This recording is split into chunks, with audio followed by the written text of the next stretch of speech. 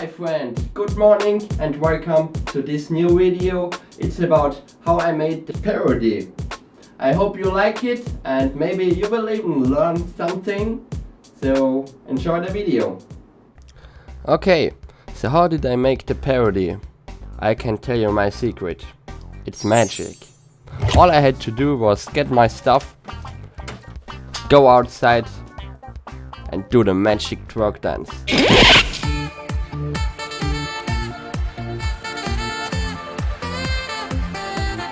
But naked.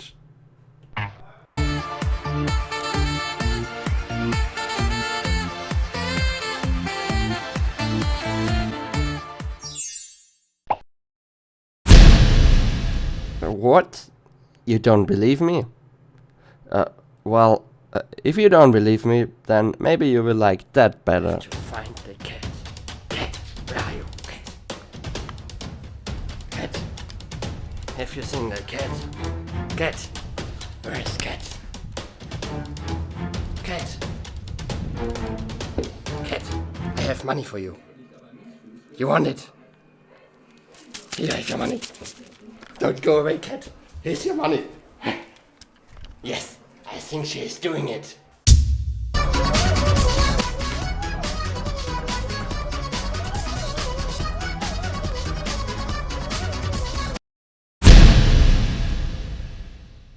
You're still not believing? Well, okay. So here's another way how I could have made the parody. You might like this one, but it's way more work. So here we go. So this is the entire project folder and it is 250 gigabytes in size. Let's take a look into it. So first let's go start to the music, and as some of you might know, it was supposed to be a parody, but then it turned into an original song. So I'm just going to talk about the original song stuff, which is a lot. The first step was for Kilian, Cloneman 5, creating the instrumental. I got this instrumental, which is the final version. We had a couple of older versions before we got to this one. Getting the instrumental was not a problem. In fact, it was pretty fast. What took us way longer was getting the lyrics, and that was a mess. I can tell you. So at first we didn't even know how to sing, so I tried to figure out at what parts of the song we could do some singing and at what parts we won't. And I have no idea how to make music, so the singers, I think, didn't quite know what to do, even though I made this nice picture to explain them. We got a couple of lyrics versions, like the first one. So this ended up being the final version of the lyrics, more or less, which it was a long way to get there, a very long way. Let's hop into some of our music examples. We hired a bunch of different singers and the song got better with each new singer. It got a little bit better. So the very first singer we had was this one, and I'll just show you a short sneak peek.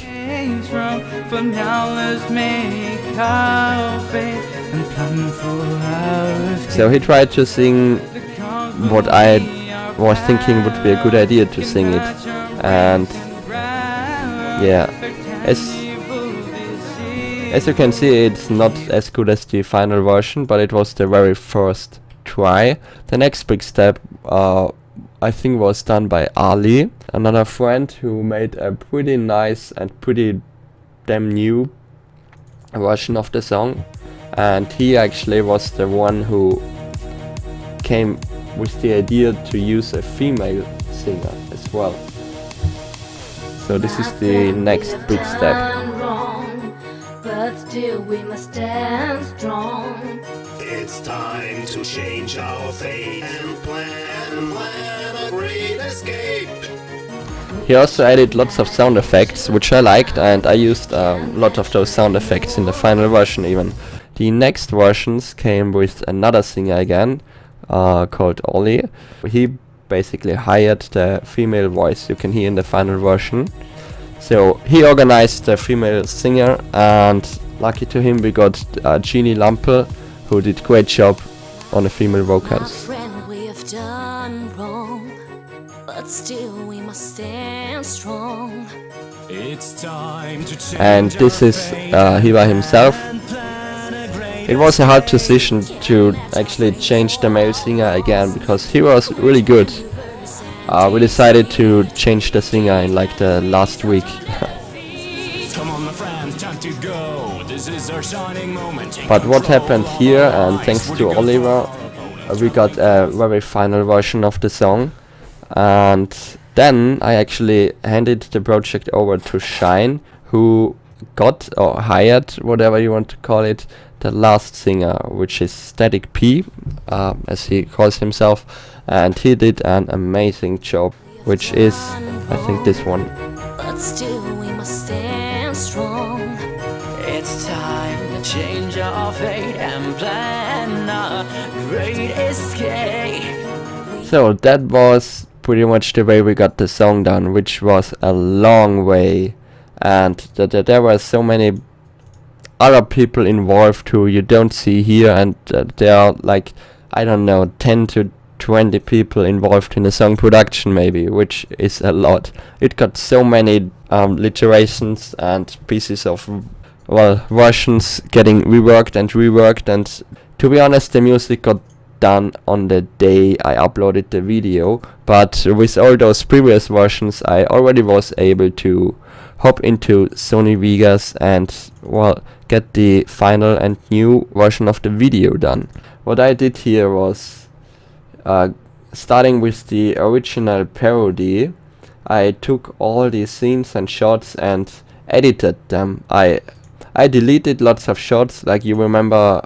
Yeah, it started with the chopper coming in and this scene, which was great. It did fit to the music, but I wanted to make the beginning different this time. So yeah, and then I totally re-edited everything. This one is a new shot, definitely, and there are lots of Easter eggs in this one picture. Also, Clown15 made a sweet new outro song.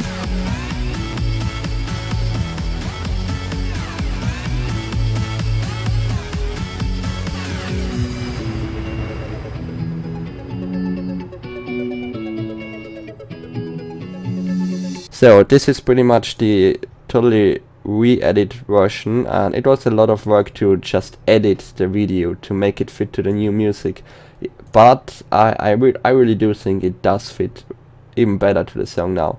This, by the way, is also a new scene. I animated again, more or less, because in the original parody you didn't see that. And there are a bunch of other, like this shot is also new. It hasn't been in the original parody. So what we see here is a storyboard mock-up, which I used to make the original parody, but it doesn't have any purpose in the new original song, as I had to work with the video already done, but just to show you. So this is the train, and I already made him drive on the rails, which was quite a piece of work to get this working. So basically, to do this, I had to use a espresso tag and some coffee notes, where I used how is it called?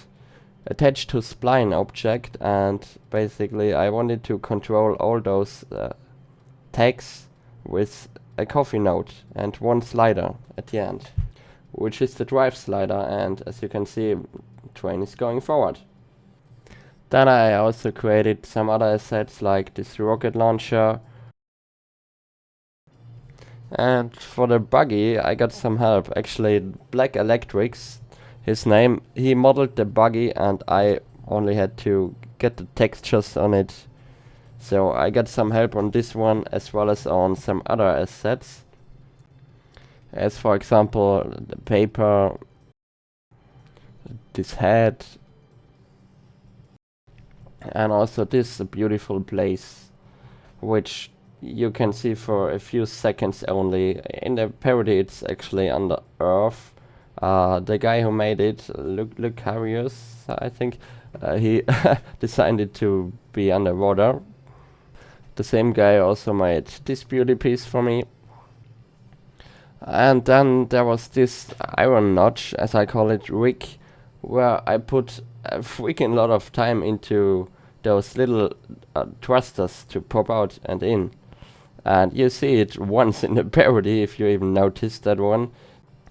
Okay, once all the assets were done, or at least almost all assets were done, I could finally go start working on the animation itself.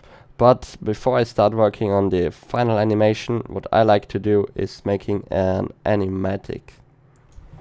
So what we can see here is the very early version of the animatic, which this shot was still for the original parody, but basically when doing animatic, what I do here was to define all the camera shots and define the basic movement of characters and build the basic scene where I will later then work with and do the final fine-tuning animations.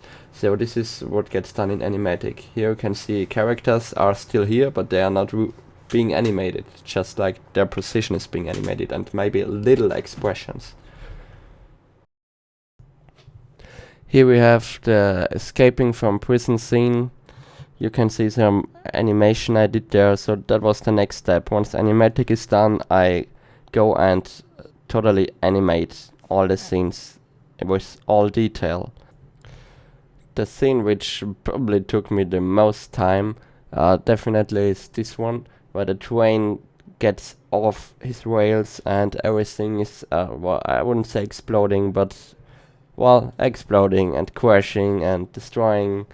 So that scene was a lot of work. I used a lot of particle and dynamic simulations for that scene. I exported the world from Mindways, and for those particular buildings I had to export them in each block only. For the rest of the world I exported it as one mesh pretty much, but to make those simulations I had to export some separate buildings.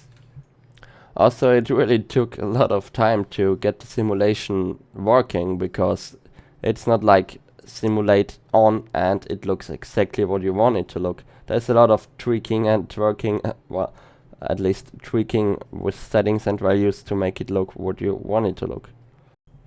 Once all the animating is done and before I go into compositing, what we can see here is the final, I call it hardware preview, which basically is the final parody. It's all animated, but not rendered and composited yet. This hardware preview also is used if I make projects for like Atlantic Craft or other customers, to send it to them and get a final okay before I actually go and render everything. Probably interesting to see is the After Effects project file. I will show you that once rendering is done, it's by far not a complete scene, because a lot of work goes into compositing as well, and this is where the footage actually gets to look nice. I will show you some examples here.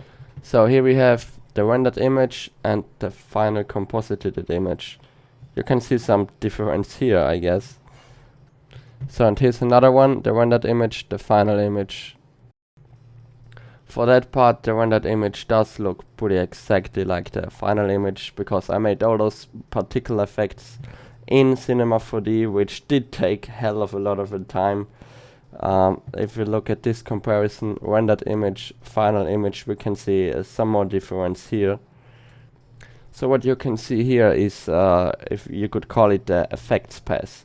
So here are all the effects I used in this particular scene, all the special effects.